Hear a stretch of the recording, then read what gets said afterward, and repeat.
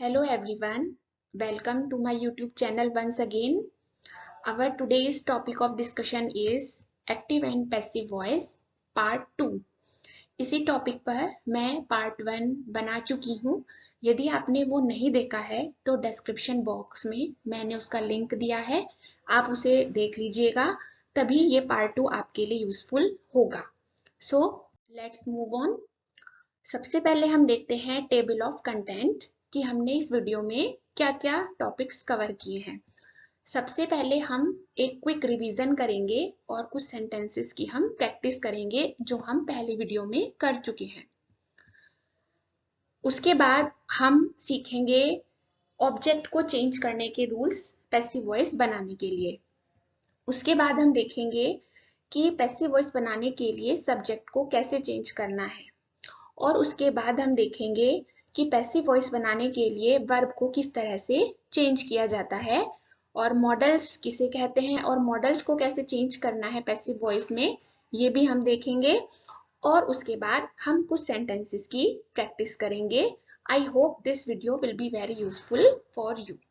So let us straightaway come to the main point. सबसे पहले हम करते हैं क्विक प्रैक्टिस। इसमें मैंने एक्टिव वॉइस के कुछ सेंटेंसेस लिए हैं।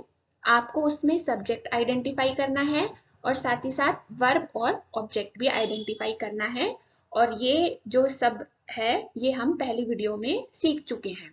So here are these sentences. अब आप ये सेंटेंसेस को पढ़िए और इसमें बताइए कि सब्जेक्ट क्या है। Let's take our very first sentence. My father brought some fruits from the market. तो आपको याद होगा, यदि हम सेंटेंस की क्रिया या वर्ब से कौन लगा करके जो हमें फिलअप मिलता है, जो हमें आंसर मिलता है, वो हमारा सब्जेक्ट होता है। तो इस वाले सेंटेंस में कौन लाए हैं बाजार से फल? My father. So my father is the subject. In the next sentence, who are enjoying the party? All the friends. So all the friends is the subject. In the next sentence, कौन mistakes कर रहे हैं? Many student. So in this sentence many students is the subject. Now let us see how to identify the verb and object. अब let us take the very first sentence. तो मैंने आपको बताया था कि जो सेंटेंस की क्रिया होती है, वर्ब होती है, उससे पहले क्या और किसे करके जो हमारा आंसर होता है वो हमारा ऑब्जेक्ट होता है। क्या करके जो आंसर मिलेगा वो हमारा डायरेक्ट ऑब्जेक्ट होगा, किसे करके जो आंसर मिलेगा वो हमारा इनडायरेक्ट ऑब्जेक्ट होगा। तो क्या खरीदे? Some fruits. तो ये हमारा क्या हो गया? डायरेक्ट ऑब्जेक्ट हो गया। उसी तरह से नेक्स्ट सेंटेंस में जो इंजॉयड है वो हमारी ट्रांजिटिव वर्ब है। आई होप यू रिमेंबर कि जिस भी वर्ब का ऑब्जेक्ट होगा तो वो वर्ब कैसी होगी? ट्रांजिटिव होगी। तो और उन्होंने क्या एंजॉय किया? दी पार्टी। इसका आंसर है हमारे पास। सो दी पार्टी क्या हुई? डायरेक्ट ऑब्जेक्ट हुआ। Okay, likewise we would see the next sentence कि जो मैनी स्टूडेंट्स थे उन्होंने कमिट जो है वो क्या है? वो हमारी ट्रांजिटिव वर्ब है, क्योंकि इसका ऑब्जेक्ट हमारे पास है। क्या किया? मिस्टेक्स की। तो जो मिस्टेक्स है वो क्या हो गई हमारी? वो हो गया हमारा direct object. Likewise, I have given you some more examples. आप इनकी जो है खुद प्रैक्टिस करके देखिए। Here are these examples. इसमें से ये देखिए आप, सब्जेक्ट और ये वर्ब और ये उसके जो हैं वो क्या हैं? ऑब्जेक्ट्स हैं। तो आई सजेस्ट आप खुद प्रैक्टिस करिए एक बार। इसमें जो लास्ट 2 सेंटेंसेस हैं वो मैं आपको एक बार बताना चाहूंगी। जैसे हमारा ये सेंटेंस है, mister Sharma usually reach office in time. तो सब्जेक्ट जो है वो है मिस्टर शर्मा, और जो रीच है वो क्या है? हमारी इनट्रांजिटिव वर्ब है। क्यों? क्योंकि रीच का ऑब्जेक्ट हमारे पास नहीं है, तो इसीलिए जो इनट्रांजिटिव वर्ब होगी उसका पैसिव वॉइस नहीं बन सकता। ये आपको ध्यान रखना है। The baby cried loudly. Subject जो है वो द बेबी है, दिस क्लियर। और जो क्राई है, क्या, किसे और किसको, इसका कोई फिलअप हमारे पास इस वर्ब के साथ नहीं है, इसीलिए ये जो क्राई है ये इनट्रांजिटिव वर्ब है और इसीलिए इसका कोई भी पैसिव वॉइस नहीं बन सकता। ये बहुत ही इंपॉर्टेंट पॉइंट है जो आपको याद रखना है। अब हम देखते हैं कि ऑब्जेक्ट को हम कैसे चेंज करेंगे पैसिव वॉइस बनाने के लिए। तो मैं आपको याद दिलाना चाहूंगी कि पैसिव वॉइस जब हम बनाते हैं तो जो एक्टिव वॉइस का ऑब्जेक्ट होता है वो हम सब्जेक्ट के रूप में चेंज करते हैं। तो एक्टिव वॉइस का जो ऑब्जेक्ट है उसे पैसिव वॉइस का सब्जेक्ट बनाने के लिए हमें क्या चेंजेस करने होते हैं ये हम सीखेंगे। इसमें आप ये देखिए, सबसे पहली बात ये है जो मैंने अभी आपको बताई, और जो एक्टिव वॉइस के जो हमारा ऑब्जेक्ट है वो ऑब्जेक्टिव केस में यदि है, ऑब्वियसली ऑब्जेक्टिव केस में ही होगा और वो प्रोनाउन ही होगा। मी, अस, यू, हिम, हर, देम, ये सब ऑब्जेक्टिव केस के प्रोनाउन है। जब हम इनको पैसिव वॉइस में एज ए सब्जेक्ट यूज करेंगे तब हमें इनको नॉमिनेटिव केस में चेंज करना होगा। जैसे मी का आई करना होगा, अस का वी करना होगा, यू का यू ही रहेगा, हिम का ही, हर का शी और देम का दे। चलिए इनको कुछ एग्जाम्पल्स से हम समझते हैं। जैसे I have taken this example, he gave me a pen। तो आप ये देख रहे होंगे रेड कलर से जो मैंने हाईलाइट किया हुआ है, me is an object in this sentence, but while making its passive voice we have to use it at the place of subject, so we have to change it me as I। तो what will be our passive voice? I was given a pen by him। Let us take another example, our parents love us very much। तो जो us है वो क्या है, वो object है क्योंकि ये एक्टिव वॉइस का सेंटेंस है। जब हम इसे पैसिव वॉइस में us को सब्जेक्ट के रूप में यूज करेंगे तब हमें इसका क्या करना होगा, we, और हमारा पैसिव वॉइस ये बनेगा, we are loved by our parents very much। Let us take another example, nobody likes you। You जैसा कि मैंने आपको बताया वो ऑब्जेक्टिव केस और नॉमिनेटिव केस दोनों में सेम रहता है। तो यहाँ पर जब हम इसका पैसिव वॉइस बनाएंगे तो यू को चेंज नहीं करेंगे, तो उसका पैसिव वॉइस बनेगा you are liked by nobody. Let us take one more example, my father promised him a new toy on his birthday. तो आप आइडेंटिफाई अब कर सकते हैं what is the object in this sentence, him. अब इस him को हमें एज ए सब्जेक्ट यूज करना है पैसिव वॉइस में, तो हिम को हमें किस में चेंज करना होगा, ही में। और हमारा जब पैसिव वॉइस बनेगा तो वो ऐसा कुछ बनेगा, he was promised a new toy bye my father on his birthday. Likewise अगर प्रोमिस्ड के बाद यहाँ पर ऑब्जेक्ट के रूप में हर होता तो हम अपना सेंटेंस जो है वो शी से बिगिन करते। तो आपको इस तरह से जो है ऑब्जेक्ट को जब आप सब्जेक्ट के रूप में यूज करेंगे और वो कोई प्रोनाउन है तो आपको ये चेंजेस करने हैं, ये आपको याद रखना है। इसी तरह से अब हम देखेंगे कि सब्जेक्ट को हम किस तरह से चेंज करेंगे पैसिव वॉइस में बनाने के लिए। तो आपको ये याद रखना है कि जो सब्जेक्ट होता है एक्टिव वॉइस का उसको हम पैसिव वॉइस में ऑब्जेक्ट के रूप में यूज करते हैं। I hope this would be clear to you. और इसीलिए उसको वर्ब से बाद रखा जाता है और उससे पहले बाय लगाया जाता है। इसीलिए जो भी एक्टिव वॉइस का सब्जेक्ट होगा, और वो नॉर्मल सी बात है, एक नेचुरल सा है कि वो नॉमिनेटिव केस का ही होगा। I, we, you, they, he, she, ये नॉमिनेटिव केस के प्रोनाउंस हैं जो एक नॉर्मल सेंटेंस जिनसे शुरू होता है। तो जब हम आप पैसिव वॉइस बनाएंगे तो आपको इन प्रोनाउंस को ऑब्जेक्टिव केस के प्रोनाउंस में चेंज करना होगा। इसके लिए देखिए मैंने टेबल की सहायता से आपको समझाने की कोशिश की है। हमारे सब्जेक्ट जो होता है एक्टिव वॉइस में और नॉमिनेटिव केस के जो प्रोनाउंस है वो क्या क्या होते हैं, I, we, you, they, he, she, it और हु भी हो सकता है। अब जब इनको ऑब्जेक्टिव केस में हम यूज करेंगे तो आई का क्या हो जाएगा, मी, वी का अस, यू का यू ही रहेगा, दे का देम हो जाएगा, ही का हिम, शी का हर, इट का इट ही रहेगा। यू और इट दोनों ऐसे प्रोनाउंस हैं जो ऑब्जेक्टिव केस में भी और नॉमिनेटिव केस में भी वो एक जैसे रहते हैं। और हु को हमें चेंज करना होगा बाय हुम में।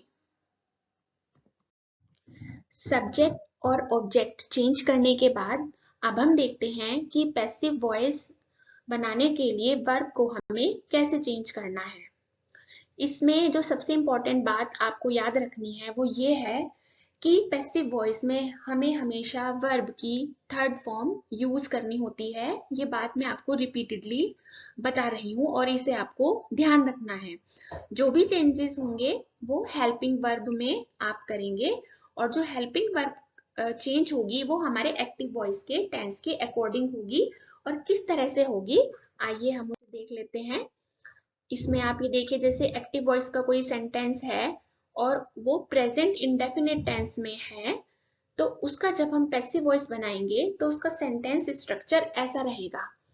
प्लीज रिमेंबर कि एक्टिव से पैसिव वॉइस बनाने के लिए जो सेंटेंस का स्ट्रक्चर है वो सेम रहेगा जैसा कि आप अब देख रहे हैं।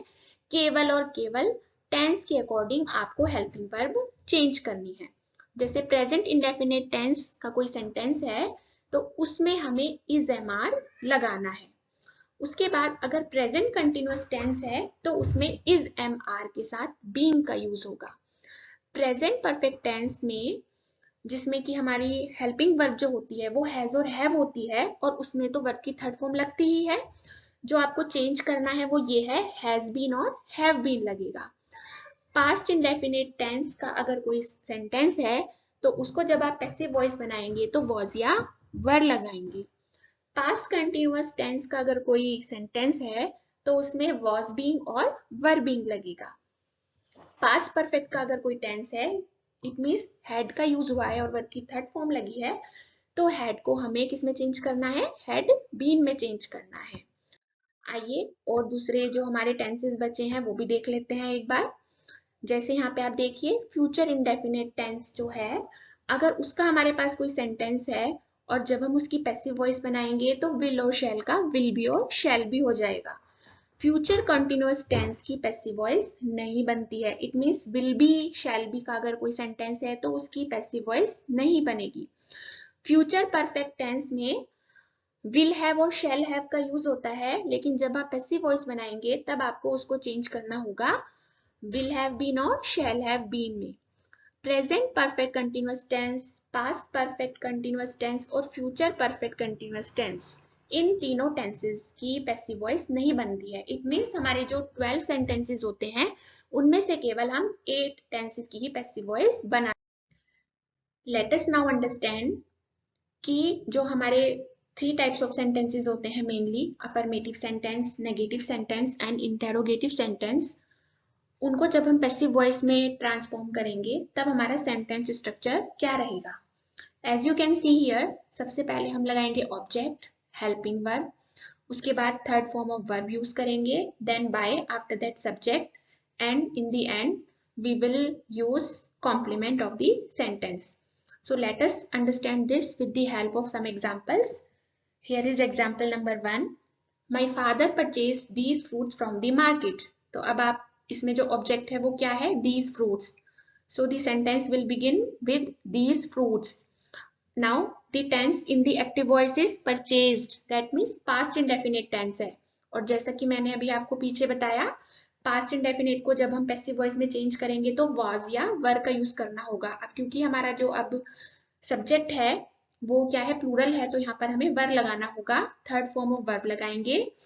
तो क्या पैसिव वॉइस बनेगी हमारी, these fruits were purchased by my father from the market. ये फ्रॉम द मार्केट जो है, don't get confused to understand it as an object, this is not an object. Sentences में जो इस तरह के फ्रेजेस होते हैं वो क्या होते हैं, कॉम्प्लीमेंट होते हैं और ये एक्टिव वॉइस बनाने के बाद उसके बाद सेंटेंस के सबसे बाद में लिखे जाते हैं। Let us take one more example, we must complete our work in time. तो क्या खत्म करना चाहिए, अवर वर्क। तो अवर वर्क क्या हो गया, हमारा ऑब्जेक्ट है। अब हमें इसको एज ए सब्जेक्ट यूज करना है तो अवर वर्क। मस्ट को हम चेंज करते हैं, मस्ट बी, कंप्लीट की थर्ड फॉर्म होगी कंप्लीटेड, फिर हम लगाएंगे बाय, और जो हमारा ऑब्जेक्ट सब्जेक्ट है एक्टिव वॉइस में वो क्या है, वी, और यहाँ पर हमें उसको यूज करना है एज एन ऑब्जेक्ट, तो वी का क्या हो जाएगा, अस, और ये जो इन टाइम है again this is a complement. Okay, तो इस तरह से ये हमारे चेंज होंगे। Now we will see how to make passive voice of negative sentence. As you can see in this slide कोई चेंजेस ज्यादा नहीं है, सिर्फ आपको क्या ध्यान रखना है, जो नॉट है वो हेल्पिंग वर्ब के बाद आएगी, बाकी जो सेंटेंस स्ट्रक्चर है वो सेम रहेगा।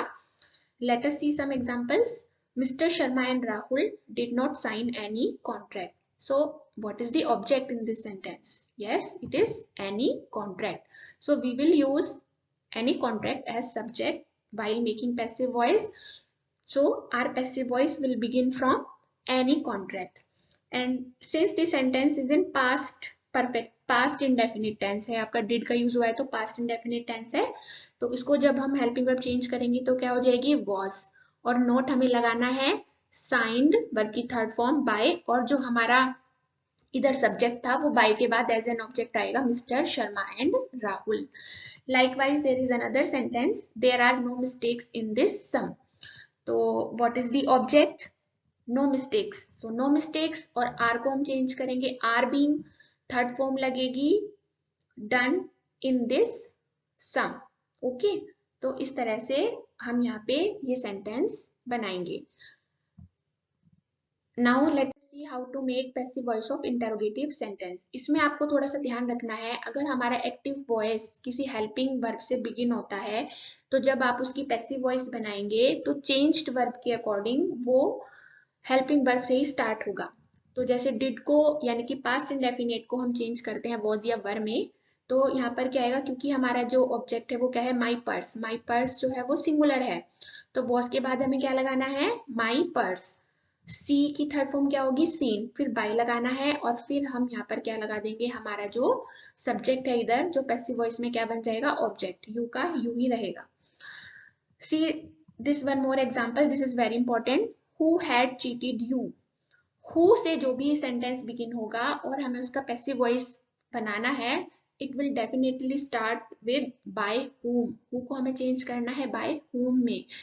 उसके बाद हम क्या करेंगे, हैड को हमें चेंज करना है हैड बीन में, तो हैड लगाएंगे, बीच में हमें क्या लगाना है, यू लगाना है, यानी कि जो हमारा ऑब्जेक्ट है जिसे हमने यहाँ पे सब्जेक्ट के रूप में लिया है यू, उसके बाद बीन लगाएंगे and then we will use third form of verb. So the passive voice of the sentence will be by whom had you been cheated. आइए अब हम देखते हैं मॉडल्स जो हमारे होते हैं, अगर उन पर बेस्ड कोई सेंटेंस आ जाए तो उसको हम पैसिव वॉइस में कैसे चेंज करेंगे.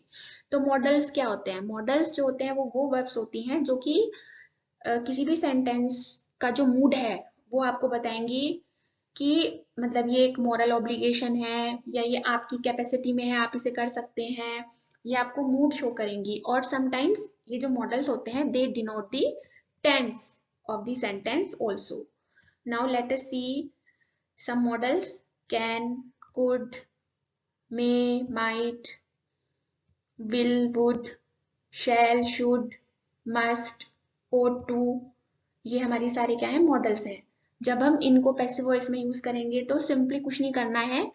कैन है तो कैन बी हो जाएगा, कुड बी हो जाएगा, मे का may be, might be, will का विल बी, वुड बी, शैल का शैल बी, शुड बी हो जाएगा, मस्ट का मस्ट बी, और ओट का क्या हो जाएगा, ओट टू बी हो जाएगा.